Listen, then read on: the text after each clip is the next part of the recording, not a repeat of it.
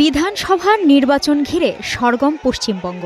এবারও হেভিওয়েট প্রার্থীর তালিকায় সবার শীর্ষে রয়েছেন রাজ্যের মুখ্যমন্ত্রী মমতা বন্দ্যোপাধ্যায়ের নাম। তৃণমূল কংগ্রেসের টিকিটে ভবানীপুর আসন থেকে লড়ছেন তিনি। তুমি দেশটাকে টুকরো করতে চাও। এই আসনটিতে তার বিরোধিতা করছেন বিজেপি প্রার্থী শুভেন্দু অধিকারী। 29 এপ্রিল দ্বিতীয় দফায় এই আসনটিতে নির্বাচন। ভবানীপুরের পাশাপাশি পূর্ব মেদিনীপুর জেলার নন্দীগ্রামের আসনেও এবার প্রতিদ্বন্দ্বিতা করছেন তিনি।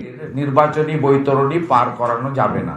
তৃণমূলের অন্যতম পরিচিত মুখ ফিরহাদ হাকিম আসন্ন নির্বাচনে কলকাতা বন্দর আসন থেকে প্রতিদ্বন্দ্বিতা করছেন তিনি। বর্তমানে রাজ্যের পুরসভা ও নগর উন্নয়ন মন্ত্রণালয়ের পাশাপাশি কলকাতার মেয়র পদে রয়েছেন তিনি। বাংলার বঞ্চনা প্রথম দিকে করে যাচ্ছে। কামারহাটি আসনে আলোচনায় তৃণমূলের মদন মিত্র।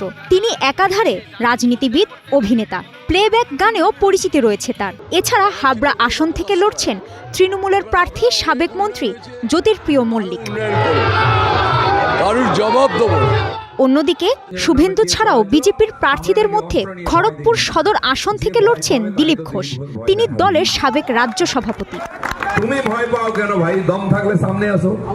শিলিগুড়িতে বিজেপি প্রার্থী বর্তমান বিধায়ক শঙ্কর ঘোষের দিকেও এবার নজর থাকবে রাজনৈতিক মহলের। 2021 সালে বিধানসভা নির্বাচনের ঠিক আগে বিজেপিতে যোগ দেন তিনি। শঙ্কর উত্তরবঙ্গের বিজেপির প্রধান মুখ। বিজেপি প্রার্থীর তালিকায় আরেকটি পরিচিত নাম রেখা পাত্র। এবারের নির্বাচনে হিঙ্গলগঞ্জ আসন থেকে লড়ছেন তিনি। হিঙ্গলগঞ্জ বিধানসভাকে আমাদের জয়যুক্ত করে নিজের মেয়ের হত্যার বিচার চেয়ে আন্দোলন করে উঠে আসা বিজেপির আরেক প্রার্থী হলেন রত্না দেবনাথ। বিজেপির হয়ে পানিহাটি আসন থেকে লড়ছেন তিনি।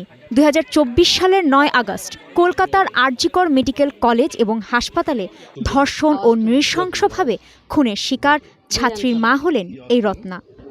নারীদের নিরাপত্তা, নারী সুরক্ষা। এছাড়া মাথাভাঙ্গা থেকে নিশীথ প্রামিক, রাসবিহারী থেকে স্বপন কুমার দাশগুপ্ত, সোনাপুর দক্ষিণ থেকে অভিনেত্রী রূপা গাঙ্গুলি বিজেপির হয়ে লড়ছেন। এদিকে কংগ্রেসের প্রার্থীর তালিকায় অন্যতম হেভিওয়েট মুখ অধীর রঞ্জন চৌধুরী।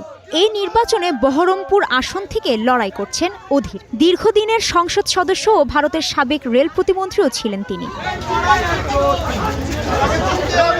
এবারের নির্বাচনে আরও একজন হেভিওয়েট প্রার্থী আম জনতা উন্নয়ন পার্টির হুমায়ুন কবির। আসন্ন নির্বাচনে রেজিনগর এবং নওদা এই দুই আসন থেকে লড়ছেন হুমায়ুন। মুর্শিদাবাদের বেঙ্গলডাঙ্গায় বাবরি মসজিদ নির্মাণের ঘোষণা দিয়ে গত ডিসেম্বরে তৃণমূলের রোষানলে পড়েছিলেন এই মুসলিম বিধায়ক। এরপরে দল থেকে সাসপেন্ড করা হয় তাকে। পরে নিজেই নতুন রাজনৈতিক দল গঠন করে নির্বাচনের ঘোষণা দেন। এছাড়া এবারের নির্বাচনে অংশ নিচ্ছেন ইন্ডিয়ান সেকুলার ফ্রন্ট ও বামপন্থী দল। সেকুলার ফ্রন্টের হয়ে ভাঙার আসন থেকে প্রতিদ্বন্দ্বিতা করছেন পীরজাদা মোহাম্মদ নওশাদ সিদ্দিকী।